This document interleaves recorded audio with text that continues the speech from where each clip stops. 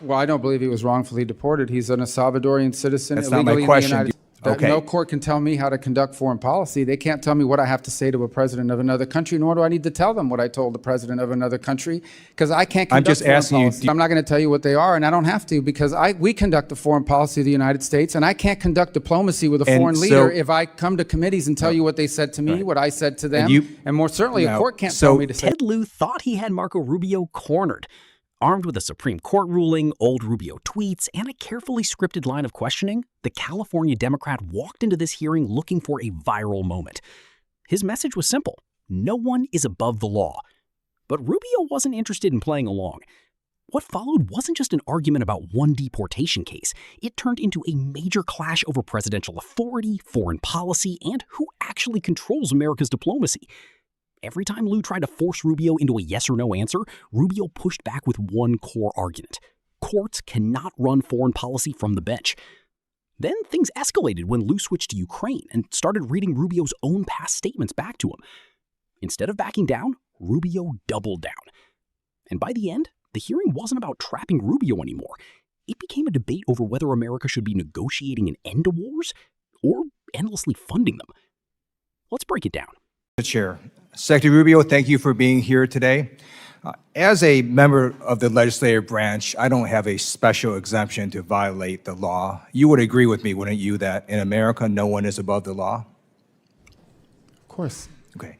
And in our system of government, it's Congress that makes the laws, the executive branch that executes the laws, and the judicial branch, when there's a dispute, that says what the law is. Is that right? Within the context of separation of powers, yes. Okay. And the reason that due process is so fundamental to America is before we put the entire weight of the federal government and snatch someone off the street, we might want to ask, hey, do you have something to say about that? Might we have the wrong person? And in the case of Mr. Garcia, the Trump administration admitted in court that they mistakenly deported him to El Salvador. The Supreme Court, in a 9-0 decision, said the Trump administration has to facilitate getting him back. Do you believe the administration has to follow that Supreme Court order? Well, I don't believe he was wrongfully deported. He's an Salvadorian citizen That's not illegally my in the question. United Do you believe States. the Trump administration has to follow the Supreme Court 9-0 unanimous decision? Within the context of separation of powers. Okay. No court can tell me how to conduct foreign policy. They can't tell me what I have to say to a president of another country, nor do I need to tell them what I told the president of another country, because I can't I'm conduct just foreign asking you, policy. do you believe the Trump administration has to follow the unanimous Supreme Court I believe we decision? are following it. Okay, so my next question is, what steps have you or the State Department taken to facilitate the return of Mr. Garcia, who was mistakenly deported to El Salvador? The conduct of our foreign policy is an executive function, and how I conduct I'm it, just I don't need asking to share you. with you. Well, and let me I ask you don't this: share with the court. Have you or the State Department taken any steps to facilitate? We've taken the steps, return? but I'm not going to tell you what they are, and I don't have to, because we conduct the foreign policy of the United States, and I can't conduct diplomacy with a And foreign so- leader if I come to committees and tell you what they said to me, Right. what I said to them, you- and more certainly a Now, court can't so tell me to say you that have either. taken steps to facilitate Mr. Garcia's return. We've made those. And- We've made that assertion, and we've made those assertions in court, and All right, we've thank complied. you. I appreciate that. I'd like to ask you now about Ukraine. On August 24th, 2022, you tweeted the following: in the past 6 months since Putin's criminal invasion of Ukraine, Ukrainians have shown incredible bravery and strength as they fight to defend their homeland. On Ukraine's Independence Day, the free world applauds their courage and celebrates Ukraine's sovereignty. And then also in 2022, you said the people of Ukraine are tough people who will never accept being ruled by Putin. I want to ask you, I assume you continue to believe what you said in 2022, right? That we should celebrate Ukraine's sovereignty and that the people of Ukraine will never accept being ruled by Putin, right? Yeah, that's why we're trying to end the war. All right. On April 30th, 2018, you tweeted, glad to see State Department confirm delivery of Javelin anti-tank missiles to Ukraine. The U.S. should continue empowering Ukraine and other allies to defend against the threat of Russian aggression. You'd agree with your prior statement that the U.S. should continue to support Ukraine against Russian aggression, right? We've supported them more than anyone in the world. All right. Unfortunately, it appears Secretary of Defense Pete Hegseth went rogue and decided unilaterally to stop support for Ukraine earlier this year. Various news organizations reported that Secretary Hegseth paused military support to Ukraine without President Trump's knowledge. I'm going to read you from one article dated May 6. Quote, Pete Hegseth canceled military aid flights to Ukraine just a week into Trump's second term without the president even knowing, according to Reuters. The order initially sparked mass confusion within the administration as national security officials in the White House, the Pentagon, and the State Department couldn't figure out who ordered the halt in flights. This is yet another example of the chaos and lack of cohesion that Hegseth has brought to the Pentagon from day one. Did Secretary Hegseth tell you before he ordered the halt in flights to Ukraine of military weapons? I can't comment on that because I don't remember that. I don't remember ever hearing that, to what you're claiming now. So your understanding is he never told you he was going to halt these flights? I just know we're providing them assistance now, but the war ultimately has to end.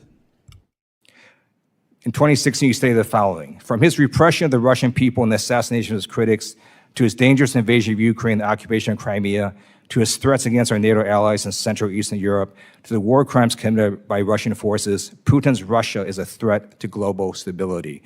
You would agree with your prior statement, right, that Putin's Russia is a threat to global stability? I would agree that in my role as Secretary of State, my job is to bring Russia to the table to end a war, and that's what we're trying to do right now. We're trying to end a war so that more people don't die. Thank you. And trying to end the war, I simply note that Putin on Palm Sunday launched a barrage of missiles, killed a bunch of civilians. Right before his conversation with Trump recently, he launched a bunch of missiles, killed a bunch of civilians. So clearly, Putin is giving the middle finger to you and to the president. I urge you to defeat Putin on the battlefield. That's the only way to get him to the negotiating table. Representative Ted Lieu came into this hearing convinced he had found the perfect political trap. He started with the deportation case involving Kilmar Abrego Garcia and repeatedly cited a unanimous Supreme Court ruling ordering the administration to facilitate Garcia's return. Lieu framed the issue as simple. No one is above the law. Congress makes laws. The executive branch enforces them. The courts interpret them. Then he demanded to know whether the Trump administration had to follow the Supreme Court's ruling. Rubio's answer immediately changed the direction of the hearing. He stated that the administration was following the ruling, but made something else very clear. Foreign policy is the responsibility of the executive branch. Rubio argued that no court can dictate what he says to a foreign leader, what diplomatic conversations take place behind closed doors, or how negotiations are conducted between sovereign nations. For Rubio, this wasn't just about one deportation case. It was about protecting the constitutional authority of the presidency to conduct foreign affairs without judges micromanaging every diplomatic conversation. Lieu wasn't satisfied. He pressed Rubio repeatedly, demanding details about what specific steps had been taken. Rubio refused to reveal diplomatic discussions and reminded the committee that foreign policy cannot function if every conversation becomes public testimony. Then the hearing shifted to Ukraine. Lieu pulled out several of Rubio's old statements supporting Ukraine, praising Ukrainian courage, and backing military aid against Russian aggression. The implication was obvious. He wanted to portray Rubio as abandoning his previous position. But Rubio turned the argument around. He said supporting Ukraine and pursuing peace are not mutually exclusive. The United States continues supporting Ukraine, continues providing assistance, and continues standing against Russian aggression. At the same time, Rubio argued that ending the war should remain the ultimate goal. That answer exposed one of the biggest differences between the America First approach and the foreign policy establishment. The establishment often treats endless involvement as the only acceptable strategy. The America First position is that supporting allies should never mean abandoning diplomacy or writing blank checks forever. Lieu then cited reports claiming Defense Secretary Pete Hegseth paused military aid flights to Ukraine earlier in the administration. Rubio responded that he did not recall the specific reports and emphasized that assistance continues today. But the larger point remained. The administration's focus is not simply maintaining the status quo. The focus is ending a devastating war that continues to cost thousands of lives. By the end of the hearing, two very different visions were on display. Lieu argued for greater congressional and judicial oversight over administration actions. Rubio defended the constitutional authority of the executive branch to conduct diplomacy and foreign policy. And for many conservatives watching, Rubio's message was straightforward. America should remain strong. America should support its interests. But America's foreign policy should be directed by elected leaders accountable to voters, not by activist courts, media pressure, or endless Washington bureaucracy. Whether you agree or disagree, Rubio made one thing crystal clear. He isn't interested in scoring political points. He's focused on defending the administration's America First approach to diplomacy